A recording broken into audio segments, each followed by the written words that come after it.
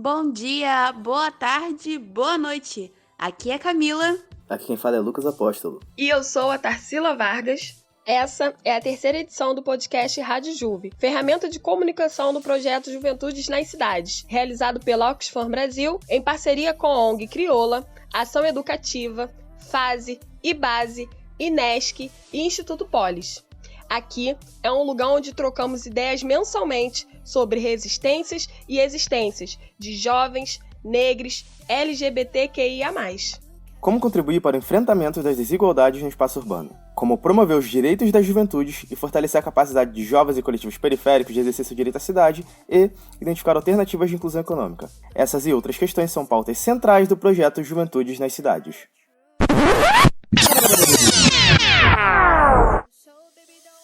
E nesse episódio da Rádio Juve, eu, Tarsila e Lucas vamos trocar uma super ideia sobre como a juventude da favela do Rio de Janeiro tem se virado para gerar renda, trabalhar, estudar, desenvolver projetos, sobreviver e se apoiar.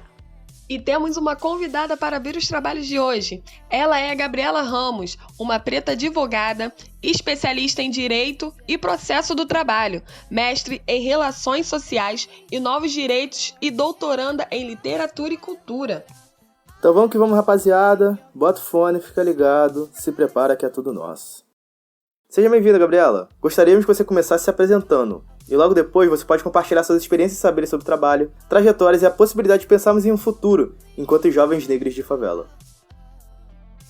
Meu nome é Gabriela Ramos, eu tenho 32 anos, eu sou de Salvador, Bahia, e eu sou advogada por amor, vocação, mas também por acidente. E aí eu vou contar para vocês por que por acidente. Fazer direito não era a minha primeira opção afetiva, digamos. Mas era o grande sonho de minha mãe. Quando eu estava no final do ensino médio, ela estava muito adoentada já. E aí eu me inscrevi em vários vestibulares. Naquela época já existia Enem. Mas o Enem, o SISU não era o modo mais corriqueiro, muito menos obrigatório de inclusão, de inserção, né, nesses cursos de graduação. E eu tinha muitas dúvidas do que eu queria. Eu queria fazer jornalismo, eu queria fazer história, eu queria fazer uma série de coisas. Eu tinha apenas 17 anos na época, então eu achava que ia ter tempo de ficar pensando no que eu queria fazer da vida. Só que a realidade era que minha mãe estava doente, e eu não compreendia que ela estava doente e numa condição terminal. E eu acabei passando um desses vestibulares para direito. E para não entrar em conflito com ela, para evitar um desgaste, etc., e também para vê-la, de algum modo, tendo alguma alegria, eu me inscrevi no curso de Direito e comecei a fazer. De imediato, não me identifiquei em absoluto, não. Eu sempre gostei muito de discussão, sempre gostei muito de várias coisas, mas eu senti o curso de Direito extremamente engessado, né? Aquele bando de discussão sobre norma e etc. Mas eu fui fazendo. E aí, eu fui fazendo, minha mãe faleceu 2 anos e meio depois de eu ter iniciado a graduação. E eu também passei no vestibular de Ciências Sociais, mas só um tempo depois, então eu fiquei fazendo durante um tempo os 2 cursos associados. Só que, com a perda da minha mãe, eu precisava agilizar a vida, né? Eu precisava escolher o que eu queria fazer e tomar um rumo. E como o curso de Direito estava mais adiantado, eu resolvi concluir o curso de Direito e interrompi o curso de Ciências Sociais. Então, por isso que eu digo que eu sou advogada por acidente. Mas isso não quer dizer que eu não gosto do que eu faço. Não, eu gosto. Eu vim aqui falar sobre juventude, do trabalho e, sobretudo, sobre projetos futuros. E eu quero dizer para vocês, dentre outras coisas, que eu não comecei fazendo o que eu gostava, mas eu passei a gostar do que eu fazia. E, mais do que isso, eu descobri que eu tenho vocação para isso. E, às vezes, nossas pretensões de escolha de profissão, de escolha de trabalho, de escolha de futuro, porque trabalho e profissão são coisas diferentes, né? Trabalho é todo tipo de exercício, de atividade que nós desempenhamos, seja ele remunerado ou não, seja ele reconhecido ou não, e profissão tem uma outra perspectiva, tem uma certa restrição de formato, enfim, de legalização, de normatização, inclusive. E eu estou dizendo isso porque eu passei 10 anos nesse cargo público, mas durante os 10 anos que eu passei nesse cargo público, embora eu não tenha trilhado outro caminho de carreira jurídica, de concurso de carreira jurídica, eu construí uma série de outras coisas. Eu fiz uma especialização em Direito do Processo do Trabalho, eu concluí um mestrado em Direito, eu iniciei um doutorado em Literatura e Cultura. Então, enquanto eu estava nesse cargo público, eu fui construindo outras coisas para minha carreira, para minha vida, né, profissional, para justamente alinhar esse meu trabalho, que não era o meu objetivo final de vida, não era o meu grande sonho, não era o que eu queria, com a estruturação de outras coisas que eu queria fazer, que eu quero fazer, que eu gosto de fazer. Uma dessas coisas é a docência. Então, eu fiz o mestrado, iniciei o doutorado, fiz especialização, etc. Tudo me preparando o meu caminho para fazer essa coisa que eu escolhi para mim, né? E eu estou dizendo tudo isso, me citando como exemplo, não porque eu acho que a minha experiência deve ser estendida à experiência de todo mundo. Não, isso seria um grande equívoco, isso é uma loucura. Seria, né? Eu estou dizendo isso, usando minha história como exemplo para dizer que, embora nem sempre nós estejamos fazendo aquilo que nós queremos, ou que nós desejamos, ou que nós sonhamos, nós podemos construir essas possibilidades. Quando a gente fala de trabalho, normalmente vem aquela sensação de desconforto, né, de tipo, como se fosse algo pesado, algo ruim, algo chato, uma obrigação necessariamente, e não como uma atividade que nós fazemos diversas vezes no nosso dia a dia, ainda quando não remunerados. Nós atribuímos sempre a ideia de trabalho ao trabalho remunerado, ao trabalho obrigatório, à relação hierarquizada desse trabalho, e sempre esse trabalho nos colocando, a nós, sobretudo, jovens negros, quer dizer, eu não sou mais, segundo o IBGE, jovem negra, mas eu continuo com essa carinha linda, então, gente, por favor, né? Só passei 3 anos da minha aí. Mas nossa ideia de trabalho, a primeira coisa que nos remete quando falamos de trabalho é essa noção de obrigatoriedade, de hierarquização, e na nossa condição de jovens negros periféricos ou com origens negras periféricas, de territórios negros e periféricos, sempre a condição também de subalternização ou de subalternidade, né? Então, nós somos sempre os empregados de alguém, né? Somos sempre os trabalhadores de alguém. E agora, o novo boom do momento é que somos empreendedores. E aí, eu acho que temos uma discussão bem delicada para fazer sobre essa ideia de empreendedorismo. É importante, sim, que nossa capacidade criativa seja manejada para gerar renda para a gente. É importante, sim, que nossa capacidade de trabalho seja, assim, colocada à disposição dessa geração de renda também, revertida para nós mesmos. Mas não é justo que a ideia de empreendedorismo seja utilizada para escamotear, para camuflar toda a grande gama de desigualdades sociais e raciais no nosso país, e de gênero também. O que não é justo é que o Estado promova uma série de retiradas de direitos, que é o que aconteceu com a reforma trabalhista, com a reforma previdenciária, com a limitação do teto de gastos em relação à educação. Não é justo que o Estado faça isso, promova esse sucateamento dessas relações de trabalho e desses direitos trabalhistas, desses direitos sociais também relacionados ao trabalho e à educação, e que, de repente, nós nos tornemos os grandes heróis e heroínas do empreendedorismo, descompromissando e desresponsabilizando o Estado por promover políticas públicas gerais, universais, mas também as específicas que digam respeito a trabalho.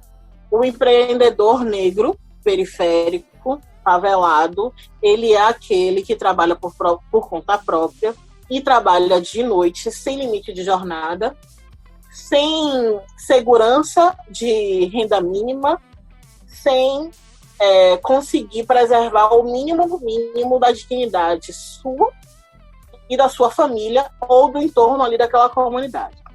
Então, é bom que nós tenhamos cuidado com essa ideia de empreendedorismo para não nos lançarmos nessa condição de super-heróis. Ou seja, agora, qualquer pessoa pode te contratar como um prestador de serviço e você presta esse serviço e depois você é dispensado com garantia praticamente nenhuma relacionada àquele vínculo de trabalho com aquele trabalho que você prestou, com aquele serviço que você prestou.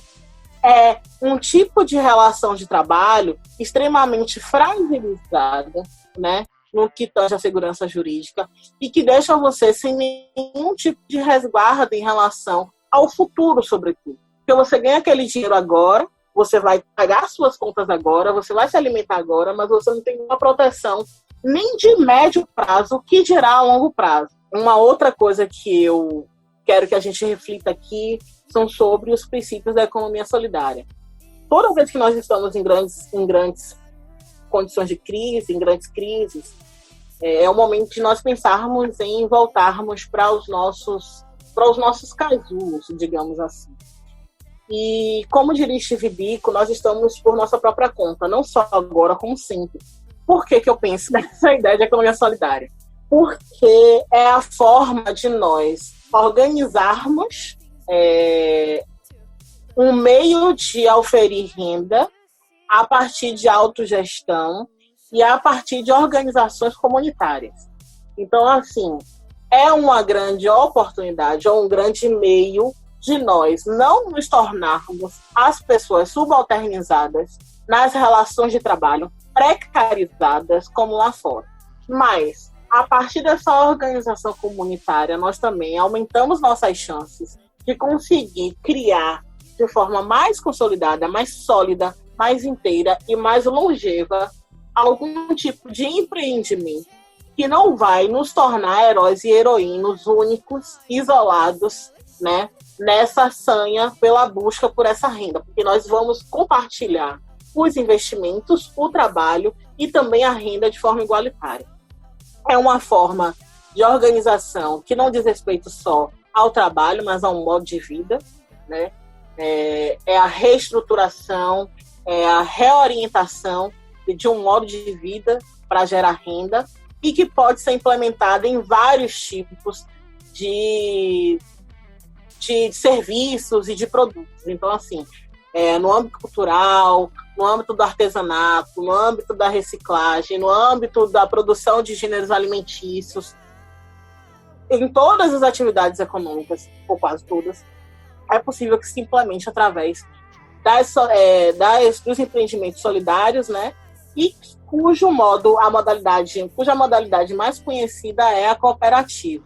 Mas essas práticas estavam lá antecedendo em muito, né, todo esse apanhado teórico. Então, assim, estudar história, mas não a história única que nos é apresentada, também é importante para a gente reconhecer uma série de outros mecanismos que nosso povo criou para se emancipar, né, e não para viver uma ilusão de liberdade. Lá atrás, nosso povo já sabia que nós não éramos libertos a partir da Lei Áurea, nem da Lei do Ventre Livre, nem da Lei dos Sexagenários. Nosso povo já entendia que a criação da nossa liberdade teria que ser por nossa própria conta. As mulheres negras desse país construíram uma série de coisas muito independente do aparato estatal.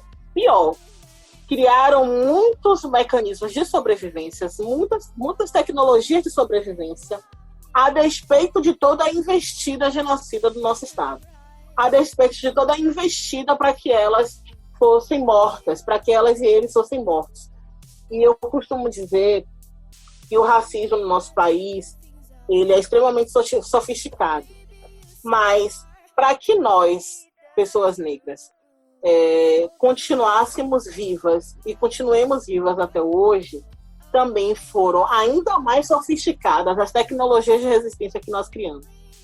Então, por isso que eu estou dizendo que as nossas saídas devem ser nos voltarmos para as nossas comunidades tradicionais, as nossas comunidades quilombolas, as comunidades indígenas, uma série de outras comunidades tradicionais que têm modos de viver e que estão vivas ainda hoje, mesmo com todas as suas dificuldades, por causa desse rebuscamento, dessa sofisticação das nossas tecnologias, das nossas ferramentas de resistência. Então, estamos aqui, não é de hoje, não.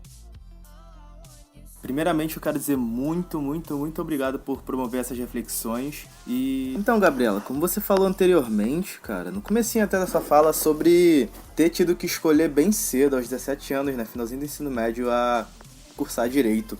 É interessante essa fala porque a gente vê o quanto os jovens que são de periferia, que são de favela, eles não têm esse direito de ter um ano sabático, de ter um tempo de espera para entrar no mercado de trabalho, escolher o que quer da vida, que faculdade quer fazer. A gente sempre tem que ter esse imediatismo, esse sentimento de eu terminei o ensino médio, então eu já tenho que estar fazendo alguma outra coisa. Eu tenho que me inserir em algum espaço porque eu tenho que ajudar na minha família, eu tenho alguma conta para pagar, ou até mesmo algumas... Isso impacta bastante também em mães solos, jovens, que é ter que sustentar o filho, sabe? Então, é bem preocupante a gente ter que sempre estar nessa relação de já, assim que sair do ensino médio, ou até mesmo durante o ensino médio, já tendo que estar inserido no mercado de trabalho, muitas vezes sem uma capacitação técnica, porque também a gente não tem tanto ensino técnico nas instituições de ensino por aí. E quando tem essas vagas, elas não são suficientes para suprir a demanda que tem, né?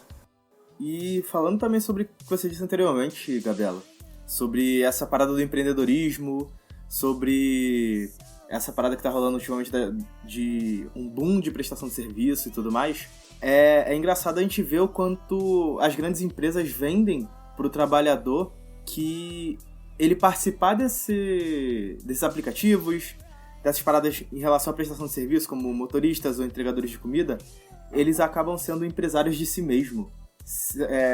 Por ter essa flexibilização de horários, por eles ganharem de acordo com o que eles trabalham, muitos desses trabalhadores eles acabam tendo a percepção de que eles são os chefes deles mesmos e perdendo um pouco da noção de que eles trabalham para alguém, entende? Muito disso também acaba rolando com a precarização do serviço que já existe na nossa sociedade, sendo CLT, só que essas pessoas, por conta do desemprego, ou até mesmo por opção própria, mas muito por conta dessa crise que tem rolado ultimamente, e do desemprego, acabam se prestando a trabalhar em locais, ou no caso agora em aplicativos que precarizam muito mais a forma que ele trabalha e tal. É isso aí, Lucas. Gostaria de agradecer a Gabriela por ter aceitado o nosso convite. É uma honra sempre receber os nossos aqui no podcast. Falando um pouco sobre essa questão do microempreendedor, me chama a atenção que existe um termo chamado uberização, que eu li no artigo na faculdade, que ele fala sobre esses novos postos de trabalho, que seriam os motoristas de aplicativos e entregadores. E falando mais um pouco sobre entregadores, eu percebo que eles estão cada vez mais jovens, né? Não sei se vocês sabem, mas para você começar a trabalhar, né, como colaborador, que é o que esse mercado de trabalho que essas empresas elas falam, você precisa somente ter 18 anos. E é muito doido pensar que até um tempo atrás, a porta de entrada para as empresas era o jovem aprendiz ou o estágio de nível médio, onde você obrigatoriamente tinha que estar matriculado na escola. Hoje, com a crise, juntamente com essa facilidade para você se cadastrar nesses aplicativos, né, o jovem ele acaba migrando para esse novo posto, né, esses novos postos de trabalho, para poder buscar uma renda para o seu sustento e para ajudar a família.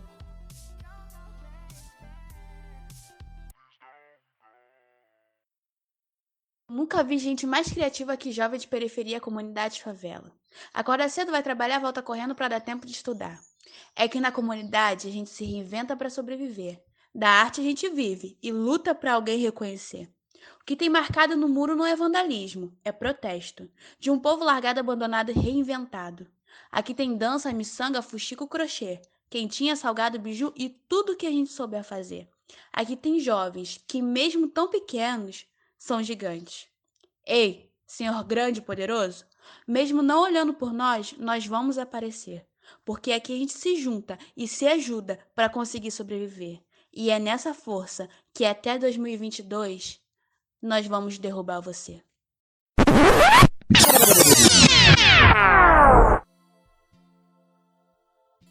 E agora, chegamos naquele momento em que jovens e coletivos de todo o Brasil compartilham seus trabalhos para que você, querido ouvinte, possa fortalecer essa galera na ponta de lança, que está no corre enfrentando as desigualdades pelas quebradas de todo o país.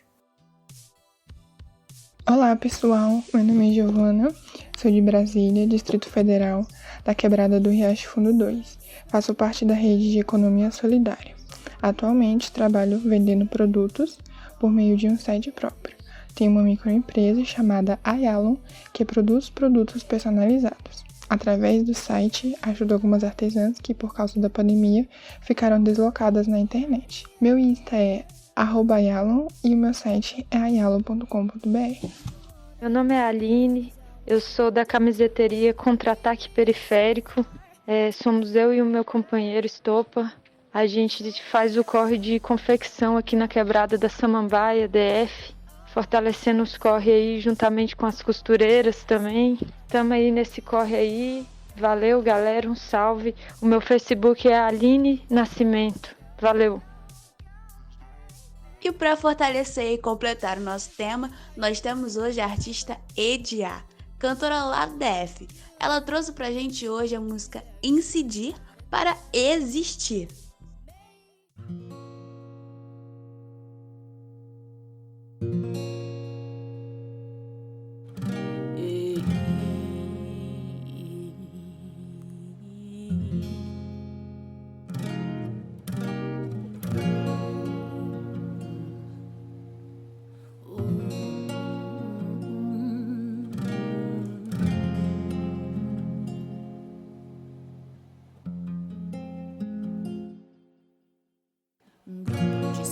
Todos pensantes, armados, didática firme, ocupa, lidera, ensina desde o morro a altas firmas. Vamos trazendo renovo de ideia pras criar. Somos o grito que molda vidas, realidades e lutas distintas. Nós somos o povo, o centro do plano e da vida. Somos o povo, trazendo renovo pras crias. Somos o povo, amados, didática firme, ocupa, lidera, ensina. Traz didática pras crias, ocupa, lidera, ensina. É incidir, resistir, correndo pra abrir caminhos pra quem vier trilhar depois de mim. Eu incido, resistir, correndo pra abrir caminhos pra quem vier trilhar depois de mim.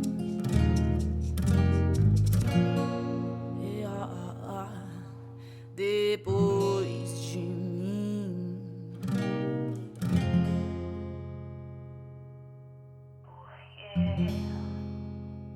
Somos o grito que molda vidas, realidades e lutas distintas. Nós somos o povo,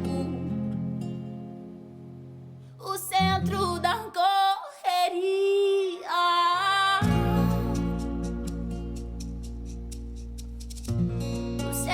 Da tua economia. centro também é periferia.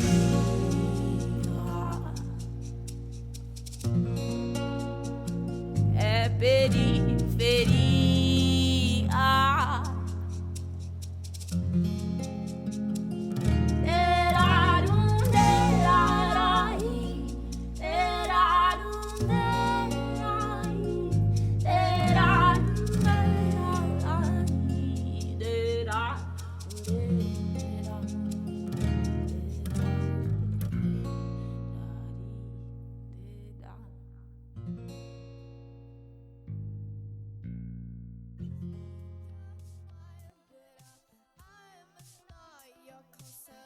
E aí, curtiu?